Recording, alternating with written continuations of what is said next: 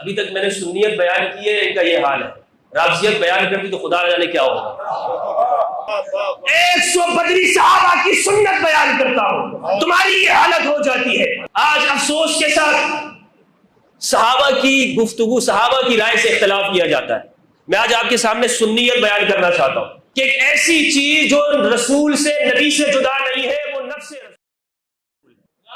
حسین گواہ ہے نہ دب سکے گا کبھی، غم حسین گواہ ہے نہ دب سکے گا کبھی، علی کی بیٹی نے اس طرح سے ابھارا ہے، اور قلم فروش تھے موجود باوجود اس کے، قلم فروش تھے موجود باوجود اس کے، کوئی یہ لکھ نہ سکا کہ حسین ہارا ہے۔ اللہم صلی علی محمد و آل محمد۔ چار مثل پیش کر رہا ہوں۔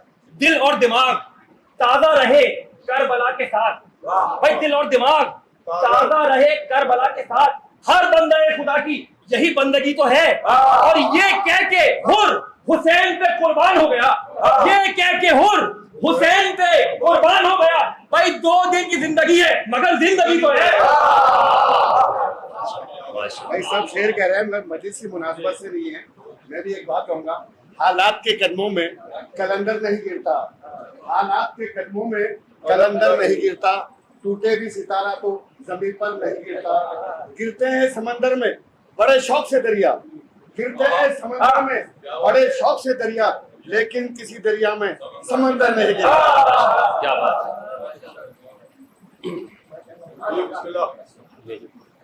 اور آئے خوشنودی امام زمانہ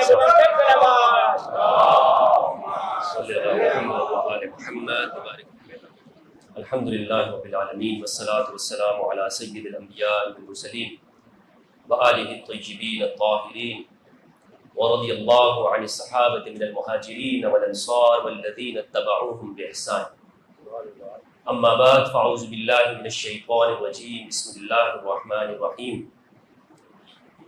الذين يتبعون الرسول النبي الأمي الذي يجدونه مكتوبا عندهم في التوراة والإنجيل يأمرهم بالمعروف وينهاهم عن المنكر ويحل لهم الطيبات ويحرم عليهم الخبائث ويضع عنهم إصرهم والأغلال التي كانت عليهم، فالذين آمنوا به وعزروه ونصروه واتبعوا النور الذي أنزل معه أولئك هم المفلحون۔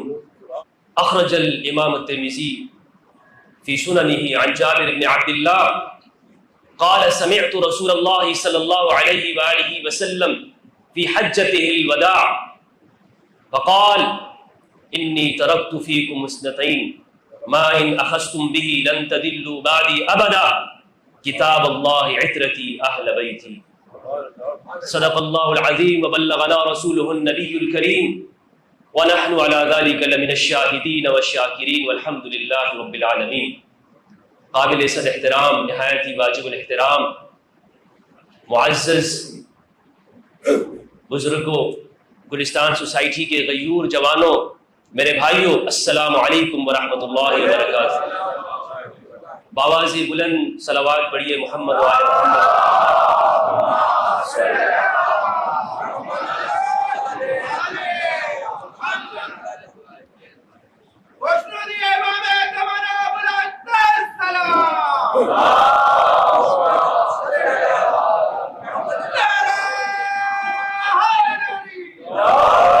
السلام علی الحسین وعلی علی بن الحسین وعلى اولاد الحسین وعلى اصحاب الحسین، اللهم صل علی محمد وآل محمد۔ میں نے جو آیت کریمہ آپ کے سامنے تلاوت کی مقدمے کے اندر خطبے میں، سورۃ الاعراف سورۃ نمبر 7 کی آیت نمبر 157، اس کے آخری الفاظ ہیں، اللہ رب العزت نے ارشاد فرمایا فالذین آمنوا به، کہ جو ایمان لایا اس نبی امی پر، وعزروہ، اور جس نے ان کو مضبوط کیا، وَنَصَرُوهُ، اور ان کی مدد کی۔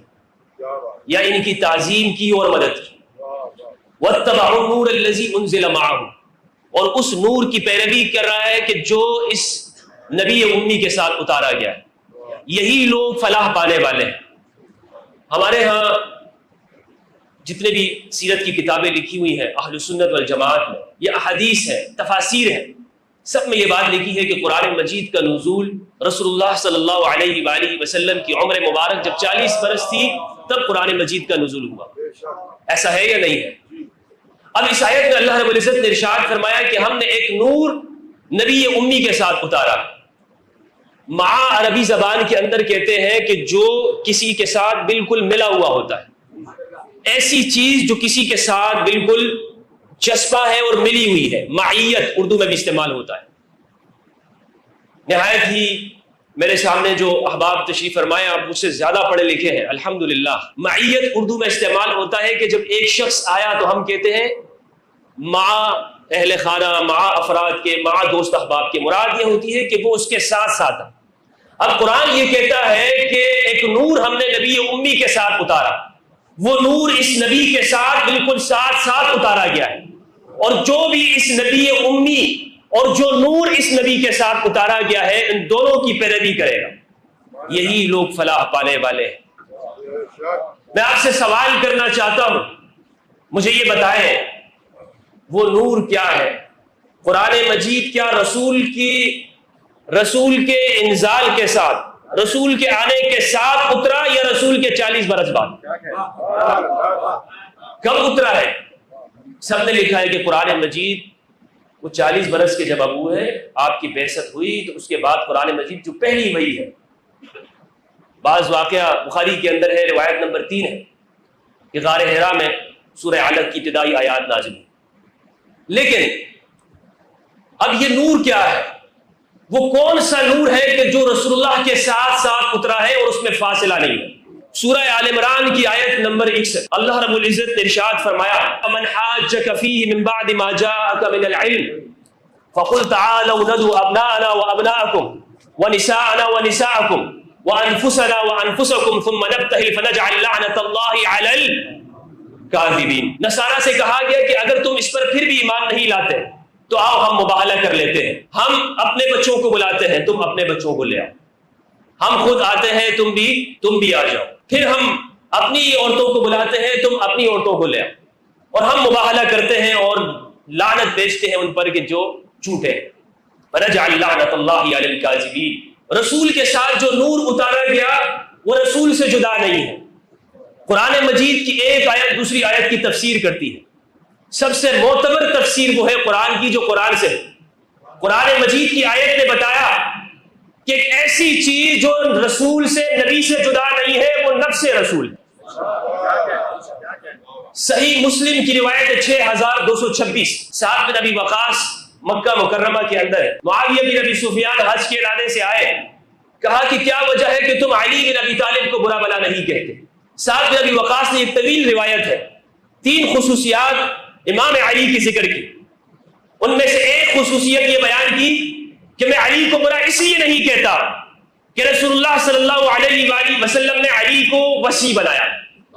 اما ترضى ان تكون مني بمنزلة هارون من موسى الا انه لا نبوة بعدي.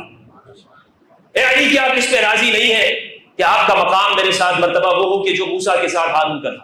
میں اپنی گفتگو کو مختصر کرتا ہوں اور مجھے مختصر سا وقت میرے پاس ہے. اس میں ایک خصوصیت یہ بیان کی، سعد بن ابی وقاص کہتے ہیں لما نزلت هذه الآیہ، جب آل عمران کی آیت نازل ہوئی، دعا علی وفاطمہ وحسنا وحسینا فقال اللهم هؤلاء اہلی. جب یہ آیت نازل اتری فمن حاجك فيه من بعد ما جاءك من العلم، رسول اللہ نے علی کو بلایا، سیدہ زہرا کو بلایا، حسن و حسین علیہ السلام کو بلایا اور فرمایا اللهم هؤلاء اہلی، اے میرے پروردگار یہ میرے اہل ہے. اس آیت کی تفسیر حدیث سے بھی ہو گئی. تو رسول کے ساتھ جو نور اترا ہے وہ نور ثقلین کا نور ہے. وہ نور وہ ہے کہ جو ایک دوسرے سے جدا نہیں ہے. وہ نور وہ ہے کہ صحابہ پر بھی واجب ہے کہ اس نور کی پیروی کرے. ضروری ہے اس امت کے ہر فرد کے لیے کہ وہ اس نور کی معرفت حاصل کرے. قرآن نے اسے نور کہا، رسول اللہ نے اسے ثقلین کہا۔ صحیح مسلم کی روایت ہے 6225، 6226، 6227، 228 تسلسل کے ساتھ زید بن ارقم سے روایات امام مسلم نے ذکر کی ہیں۔ فرمایا کہ میں تم میں دو گراں قدر چیزیں چھوڑ کے جا رہا ہوں، تم کبھی گمراہ نہیں ہو۔ ایک قرآن ہے اور دوسری میرے اہل البیت ہے۔ آج افسوس کے ساتھ صحابہ کی گفتگو، صحابہ کی رائے سے اختلاف کیا جاتا ہے۔ میں آج آپ کے سامنے سنیت بیان کرنا چاہتا ہوں، صحیح سنیت۔ اور جب میں سنیت بیان کرتا ہوں تو کہتے ہیں کہ یہ تو رافضیت، ان کو اعتراض ہوتا ہے۔ ابھی تک میں نے سنیت بیان کی ہے، ان کا یہ حال ہے۔ رافضیت بیان کر دی تو خدا جانے کیا ہوگا۔ اور شکر کرو میں نے رافضیت بیان نہیں کی ہے، ٹھیک ٹھاک 100% سنیت بیان کرتا ہوں ان کے سامنے۔ اور وہ سنیت جو ہمارے ائمہ اہل سنت کی ہے، آج کے مولویوں کی نہیں، صحابہ کی سنت۔ کس کی سنت؟ صحابہ کی سنت، علی بن ابی طالب کی سنت، عمار بن یاسر کی سنت، حذیفہ بن الیمان کی سنت، سلمان فارسی، مقداد کی، عثمان بن حنیف کی، سہیل بن حنیف کی، ابو ایوب انصاری کی، خزیمہ بن ثابت انصاری کی سنت، 100 بدری صحابہ کی سنت بیان کرتا ہوں۔ تمہاری یہ حالت ہو جاتی ہے۔ اگر میں نے تمہارے سامنے شیعیت کو بیان کر دیا تو پھر تمہارا کیا حالت ہوگا؟ لیکن یہ میں نے صرف اور صرف جملے کے اندر کہا ہے، سنیت اور شیعت میں کوئی فرق نہیں ہے، سنیت اور شیعت میں کوئی فرق نہیں ہے۔ اچھا، میں عرض یہ کر رہا تھا، صحابی رسول یہ کہتے ہیں کہ رسول اللہ نے اس امت کے لیے دو چیزیں چھوڑی۔ صحابی رسول سے پوچھا گیا یہ بتائیں کہ اہل البیت کون ہے؟ صحابی رسول زید بن ارقم سے۔ میں نے گزشتہ دنوں سوشل میڈیا کے اوپر مفکرین ہے اس زمانے کے، اصل میں کوشش یہ ہو رہی ہے دوستو، اہل البیت کو سنی شیعہ میں تقسیم کیا جا رہا ہے۔ اہل البیت سنی شیعہ کے نہیں ہیں، مومنین کے ہیں۔ کس کے ہیں؟ اہل ایمان کے ہیں۔ جملہ قابل تعجب نہیں ہے، قابل تدبر ہے۔ شاید یہ امت تدبر کر لیتی، اگر یہ تدبر ہو جاتا تو آج سنی شیعہ کا مسئلہ ہی نہ ہوتا، غدیر اور سقیفہ کی بحثیں ہی نہ ہوتی۔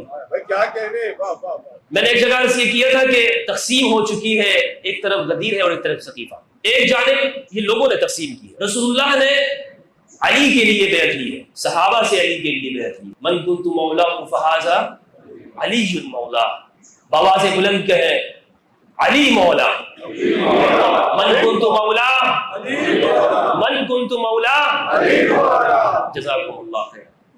اور دوسری جانب اب ہونا کیا چاہیے، امت کو کیا کرنا چاہیے؟ مولوی کی بات ماننی چاہیے، صحابی کی بات ماننی چاہیے؟ کس کی بات ماننی چاہیے؟ بولیے، بآواز بلند بولیے، کس کی بات ماننی چاہیے؟ صحابہ کی۔ صحابہ کی بات ماننا چاہیے، قرآن کو سمجھنے والے، قرآن کو انہوں نے غور و فکر کیا۔ صحابی رسول کہتے ہیں انما یرید اللہ لیذھب عنکم الرجس اہل البیت ویطہرکم تطہیرا۔ اللہم صل علی محمد وعلی بآواز بلند پڑھی، اللہم صل علی۔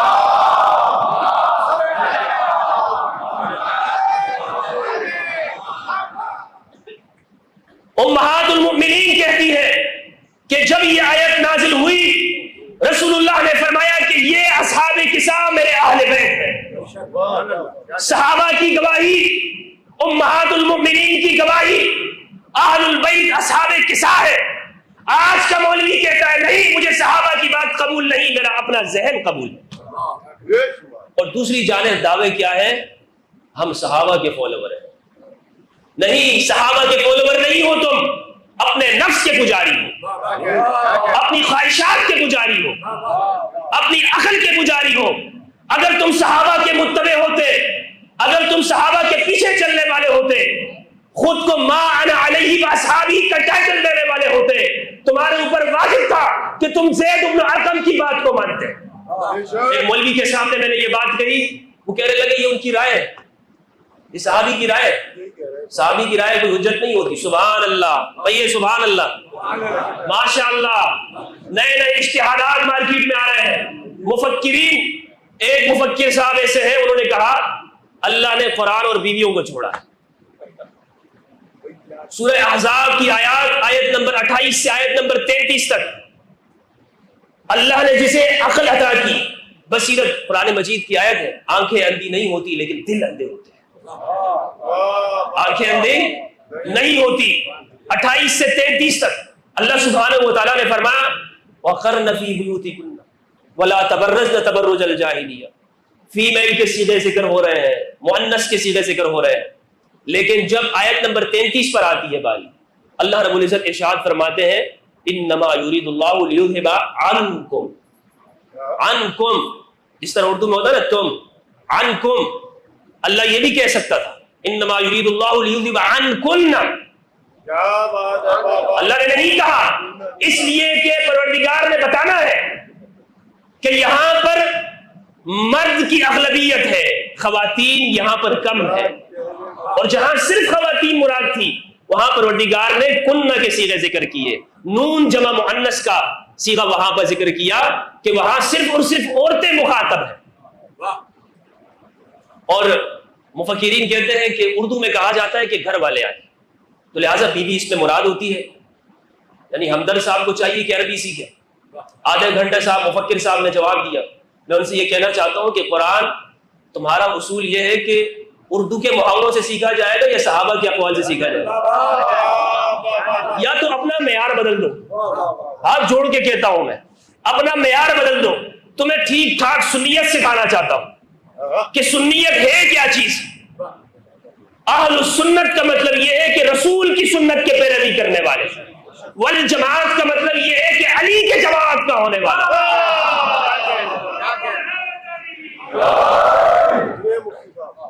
اہل السنت والجماعت کہیں ہم اہل السنت والجماعت، اہل السنت والجماعت یہی اس کا درست معنی، لیکن یہاں پہ پہنچ کر مفتی صاحب، مولوی صاحب اپنی تعبیرات، اپنے ذہن کی خواہشات اور تعبیرات چلاتے ہوئے کہتے ہیں نہیں، صحابی کا جو قول ہے وہ صرف صحابی تک محدود ہے، ہم اپنی بات مانیں گے۔ کیوں؟ اس لیے کہ قرآن کی آیت کے اندر یہ ہے کہ ان کے لیے ازواج کے لیے لفظ استعمال کیا گیا۔ تو 6628 صحیح مسلم کی روایت زید بن ارقم سے پوچھا گیا بتائیے کیا ازواج بھی شامل ہیں اہل بیت میں؟ تو زید بن ارقم نے کہا اللہ واللہ، نہیں، خدا کی قسم، ازواج اگر کسی خاتون کو طلاق ہو جاتی ہے تو اپنے گھر والوں کے ساتھ چلی جاتی ہے، یعنی اس کے اہل جدا ہے، اس کے اہل جدا ہے، اور جو اولاد ہے وہ کبھی بھی انسان سے جدا نہیں ہوتی۔ اس میں خواتین کی تنقیص نہیں ہے۔ ایک شخص پوچھنے لگا کہ جناب کیا آپ کی بیگم آپ کی گھر والی ہے یا نہیں؟ میں نے کہا بالکل گھر والی۔ تو کہا اسی طرح وہاں پر ہے۔ میں نے کہا جناب علی، تم نے اسلام کو غیرت کا مسئلہ بنایا ہوا ہے، یا اسلام میرے تمہارے خواہشات پہ چلے گا یا صحابہ کی تعبیرات پہ چلے گا؟ یا تو کہہ دو کہ صحابہ کی تعبیرات ہمارے پر حجت نہیں، میں تمہارے ساتھ ایگری ہو جاتا ہوں۔ سب صحابہ یہ گواہی دیتے ہیں کہ اس آیت کے جو مصداق ہیں وہ اصحاب قصہ ہے۔ اللہم صلی علی محمد وعلی محمد۔ میں اپنی گفتگو مختصر کرتے ہوئے، مجھے مختصر ٹائم دیا گیا ہے، جو نور رسول کے ساتھ اترا ہے وہ ثقلین کا نور ہے، قرآن اور اہل البیت کا نور، یہ نور کبھی بھی جدا نہیں ہے۔ اور امام علی علیہ السلام کے علاوہ ایک بھی صحابی ایسا نہیں کہ جس نے یہ کہا ہو کہ میں قرآن کے ساتھ ساتھ ہوں۔ واضح لفظوں میں کہہ رہا ہوں، آپ تمام احادیث کو چھان ماریے، بہت ذمہ داری کے ساتھ اہل سنت کا فرد ہونے کی حیثیت سے آپ کے سامنے یہ جملہ کہہ کے جا رہا ہوں کہ علی نے کہا کہ میں قرآن کے ساتھ ہوں۔ اور واضح سنیت یہ ہے کہ علی کے جو ٹائٹل اور القابات ہیں، آج ضرورت اس امر کی ہے کہ ہم وہ اہل البیت کو دیں۔ مولانا نے کہا کہ یہ تو امت نے دیے ہیں ٹائٹل، حدیث تو ہونا ضروری نہیں ہے اس کے اوپر۔ میں نے جب یہ گفتگو کی تھی کہ سنن ابن ماجہ کی حدیث نمبر 120 ہے، امام علی نے فرمایا، جگہ جگہ پہ فرمایا، اور یہ ہمارے اہل سنت کے اندر کثرت طرق کے ساتھ مرگی ہے۔ امام علی کہتے ہیں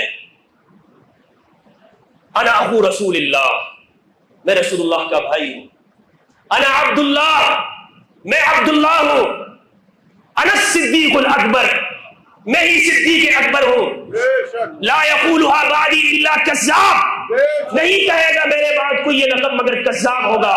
وَلَقَدْ صَلَّيْتُ قَبْلَ النَّاسِ بِسَبْعِ سِنِينَ, میں نے لوگوں سے 7 سال پہلے نماز پڑھی. صدیق اکبر, فاروق اعظم علی بن ابی طالب علیہ السلام.